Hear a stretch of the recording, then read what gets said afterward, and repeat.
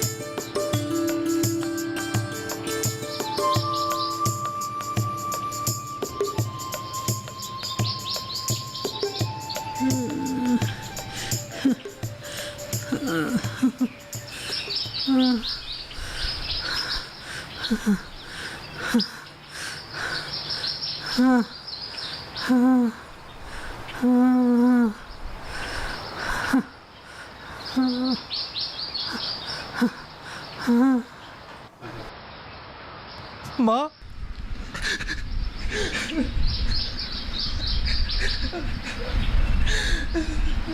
अरे शिव बेटा, क्यों रो रहे हो? तू अस्पताल से कब आई माँ? तू ठीक तो है ना? हाँ। देख तो, किसी ने मुझे खबर तक नहीं भेजा। खुद का बड़ा भाई अगर मुझे खबर नहीं भेजेगा तो मुझे मालूम कैसे पड़ेगा कि तू बीमार है? हाँ माँ, पानी। हाँ दो।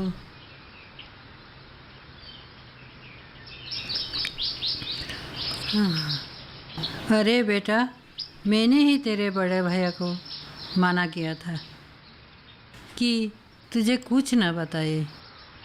तुझे गुवाहाटी से क्यों इतना कष्ट करके यहाँ आने की ज़रूरत है?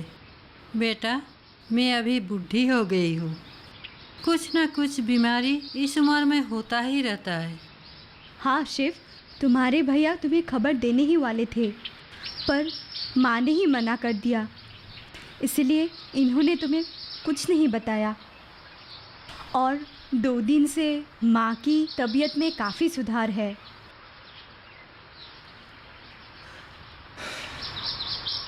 माँ को अस्पताल लेकर गए थे ना? हाँ, 8 दिन तक वही थे। बुखार था, कपकपी थी और उल्टियाँ कर कर के तो माँ बिल्कुल कमज़ोर हो गई थी। 10-12 ग्लूकोज के बोतल चढ़ाने के बाद ही परसों से माँ थोड़ा उठ पा रही है।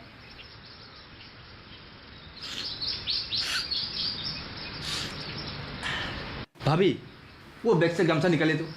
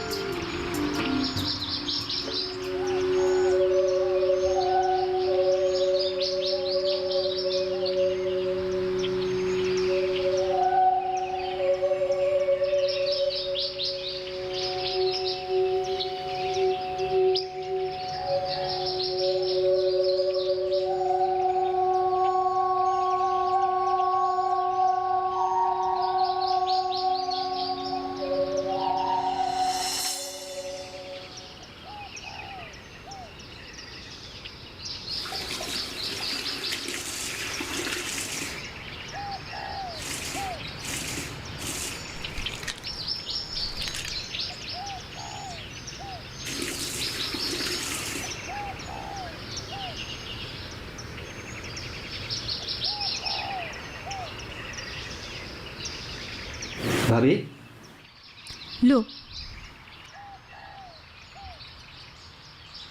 आज आप काम पर नहीं गई? नहीं, मैं चली जाऊंगी तो माँ को कौन देखेगा। एक काम करो, तुम जाकर नहा लो, मैं खाना बना लेती हूँ। भाभी हाँ। दामू स्कूल गया है क्या?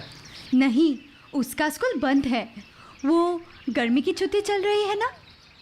तुम्हारे बारे में पूछ पूछ के तो वो तो हमारा सर खाता रहता है। अच्छा? और पता है, जब तुम्हारे भैया उसे गुस्सा करते हैं तो तुम्हारा नाम लेके उनको डराता रहता है। शायद यही कहीं खेल रहा होगा। 2 साल हो गया उसको नहीं देखा। रुको, मैं उसे बुलाती हूँ। दामू, ए दामू।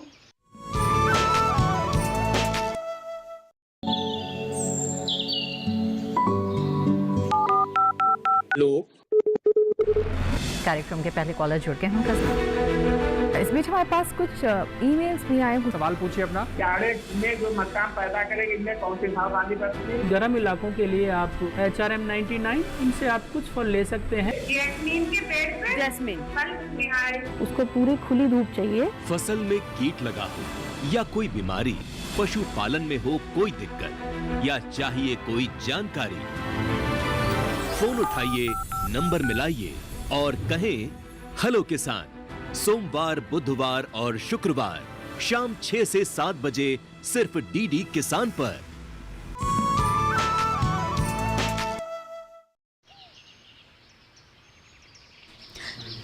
दामू, चलो तो देखो घर में कौन आया है। चलो चलो, जल्दी घर चलो।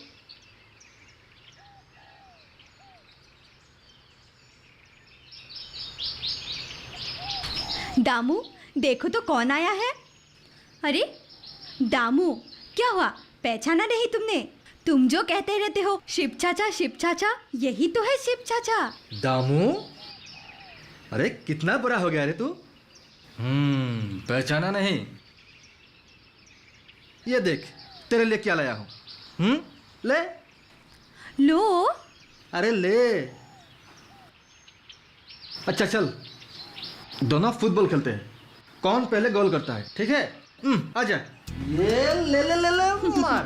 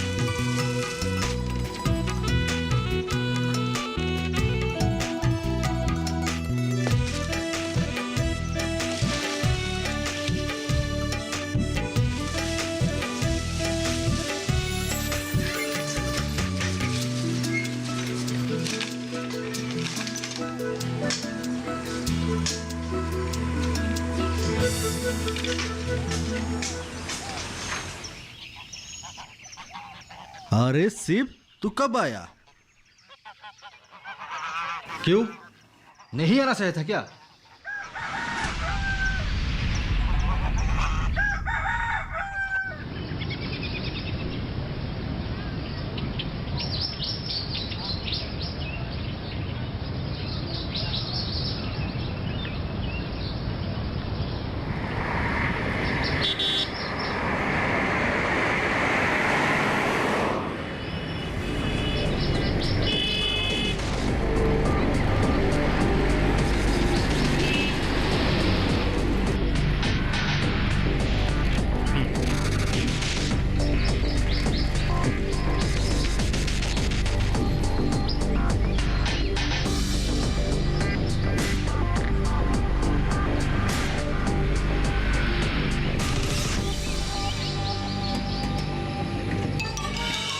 आइए सर, आइए आइए आइए सर, आइए।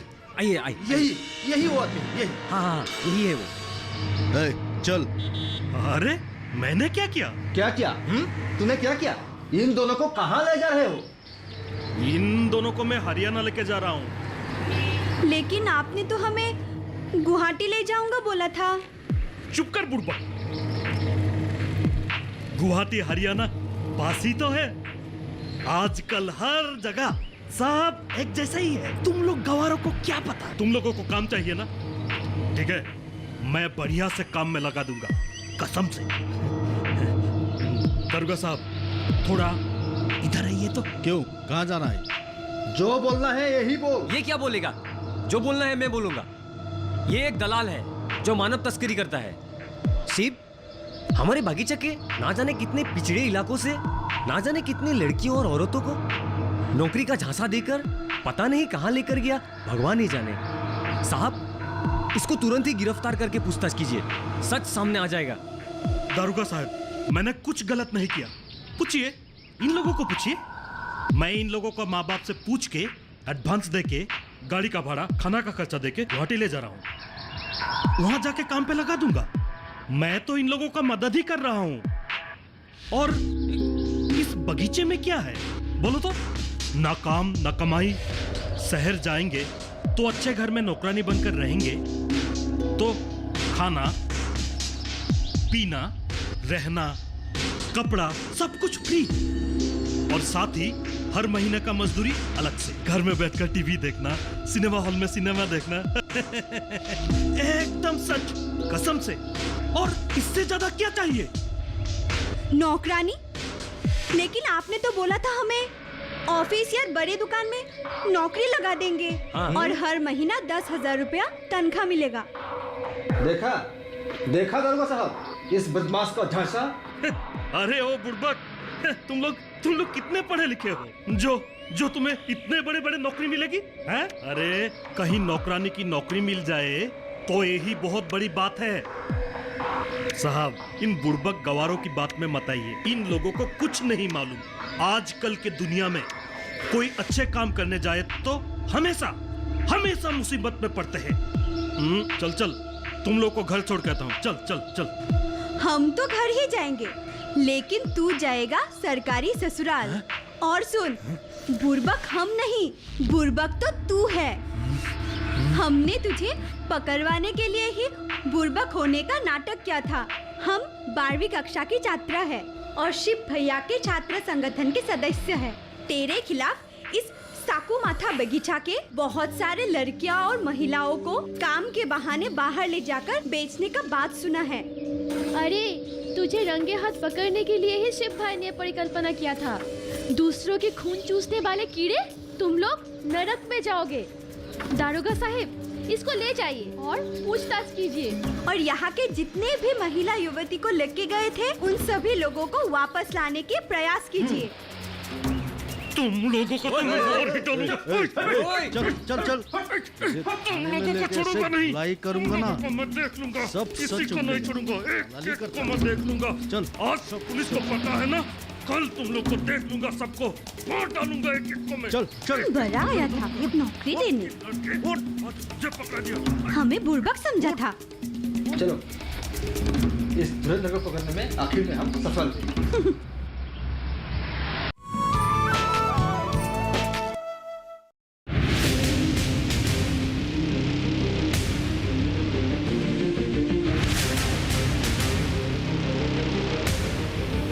जब तपती है धरती, सूरज उगलता है आग, ठंड में जब सर्दी जमा देती सबके हाल, सब छुप जाते अपने अपने घरों में, तब बाहर निकलता सिर्फ एक इंसान, भरने के लिए हम सबका पेट, खून को पसीने की तरह देता बहा, थक जाता, झुलस जाता, हो जाता बीमार, तब उसकी सेहत का ध्यान रखता सिर्फ डीडी किसान।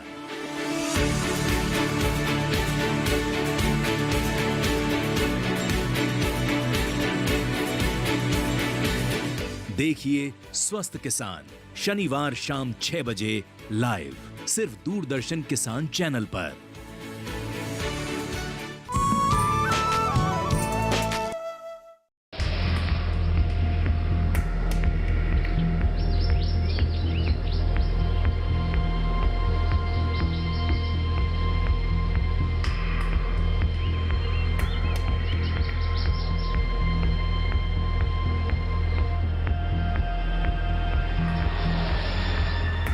शिव, ये सब फालतू कामों में क्यों लगा हुआ है? और ये पुलिस चोर के चक्कर में क्यों घुस गया है? अरे नहीं भैया, हम हमारे संगठन के लड़का लड़कियों की मदद से वो काबा नाम का बदमाश को पकड़ने में हम लोग सफल हुए हैं। और भैया चुप कर। तुम लोगों के साथ ही रहकर इसका दिमाग खराब हो गया है। पिताजी मर गया, घर में फिर भी इतना कष्ट उठा के मैंने तुझको बीए पास करवाया।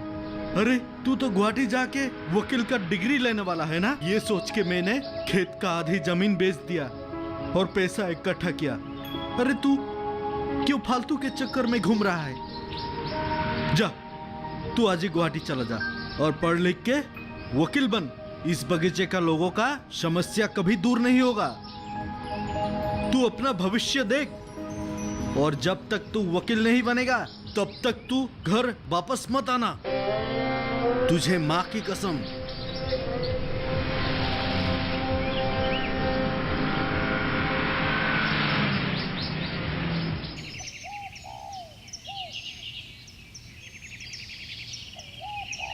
भैया, माँ इतनी बीमार है, अगर राखी ने खबर नहीं दिया होता तो? वो सिर्फ तेरी माँ नहीं है, वो मेरी भी माँ है, और माँ का सुख दुख का साथी मैं भी बनना चाहता हूँ, और तू मुझे उससे वंचित नहीं कर सकता है। 2 साल हो गया, माँ को नहीं देखा, तुम लोगों को नहीं देखा। तू तू तू इतना कठोर कैसे हो सकता है? अरे छोटू, तू अपने भाई के बारे में ऐसे क्यों बोल रहे हो? वो तो कब का तुझे खबर देने वाला था, पर मैंने ही मना किया ताकि तेरे पढ़ाई में कोई दिक्कत ना आए और तू बड़ा आदमी बन जाए। यही भगवान से हमेशा प्रार्थना करती हूँ। तेरे लिए तेरे भाई ने कितना कष्ट झेल रहा है, ये सिर्फ मैं ही जानती हूँ।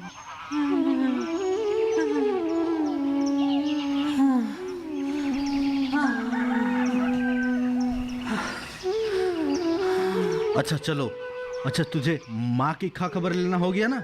हाँ, बस तू कल सुबह की ट्रेन पकड़कर गुवाहाटी चला जाना। पढ़ाई में ध्यान दे। नहीं भैया, मेरा सेकेंड ईयर का परीक्षा भी खत्म हो गया और 1 महीने का बंद भी है। तो मैं कुछ दिन यही रुकूंगा। अच्छा है ना माँ? लेकिन तू आते ही ये गंदे कामों में क्यों लग गया है? अरे गंदा काम? हाँ। कहाँ भैया, घर के आंगन और सारे का सफाई तो कर रहा हूँ। उधर देख रहे हो ना, यहाँ वहाँ पानी जमा हो गया है और मच्छर और मक्खियाँ अपना अंदर रहते हुए पे, और मच्छर अपना वंश भी वृद्धि करते हैं। ऐसे ही किसी मलेरिया की मच्छर ने माँ को काटा होगा, इसीलिए माँ को मलेरिया हुआ है। हाँ, हो भी सकता है। मेरे ही गलती थी कि घर के चारों ओर साफ नहीं रखा। रुक, मैं भी तेरे साथ हाथ बटाता हूँ। नहीं भाई, नहीं नहीं, तू खाना खा ले, मैं कर रहा हूँ ना।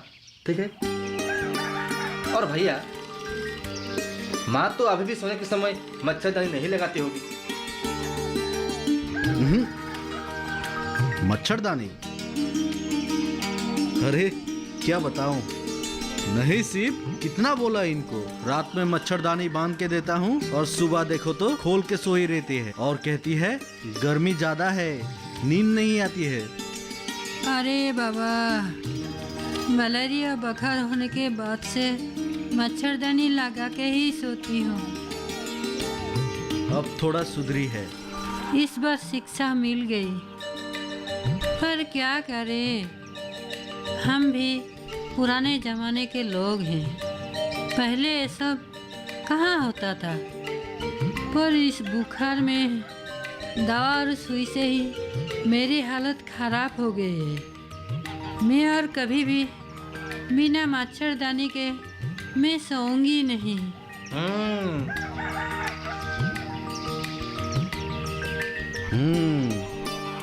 सिर्फ रात को ही नहीं, दिन में भी अगर हम सोते हैं तो मच्छरदानी लगा के सोना चाहिए। तब मलेरिया, डेंगू, चिकुनगुनिया जैसे कोई प्रकार की संक्रामक बुखार से हम बच सकते हैं। अच्छा,